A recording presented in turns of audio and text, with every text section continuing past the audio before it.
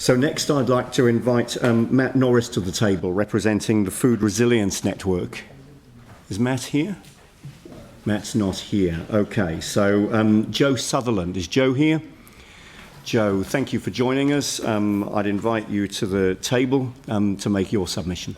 Thanks very much.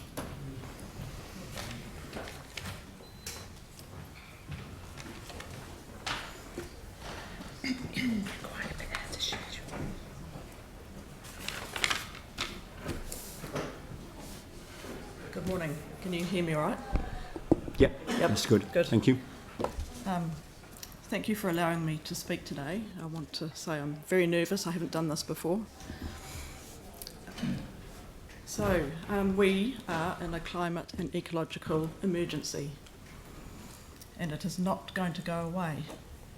When it intensifies, it's going to be a lot worse than the pandemic and the disruption we've had from that. Sadly, it seems to be happening faster than earlier predicted. This pandemic may require cost-cutting, but please don't ignore climate and ecological measures. Christchurch needs active transport and more spending on public transport, not bigger roads.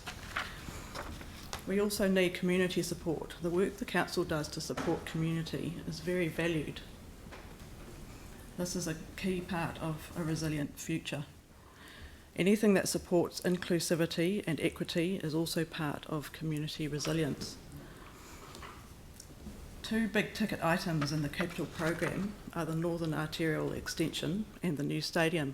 I assume they're both still in the program. Both of these may well be impacted upon by the pandemic due to changing work and leisure habits. Although there is a need for construction to boost the economy, neither of these projects will mitigate or adapt in a climate and ecological crisis. On the contrary, the Northern Arterial is taking away prime arable land, which will be needed in the future. The stadium needs international tourism to be viable. My husband is a tourism academic, and I think that international tourism seriously affects. Okay, I can't read my notes, but so international tourism may well be seriously affected for decades, not just a few years. And he backs me up on that.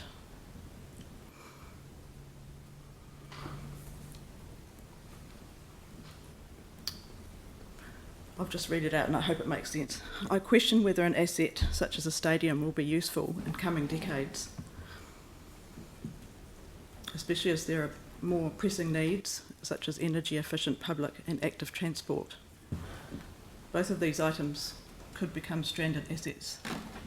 I'm really concerned about that.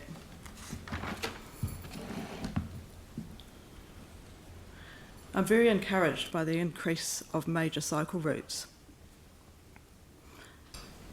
and the uptake of cycling seen as a result. I believe it is very important that these are continued as soon as possible, with connections and improvements also implemented. I want to note that the 1 million over 3 years for local cycling networks doesn't seem like enough. Similarly, 20,000 for bike parking over 3 years is tiny. I'm a landscape architect. I know how far 20 grand goes, and it's not very far. I want to ask today that you have the courage and foresight to spend money on a climate resilient future. Thank you.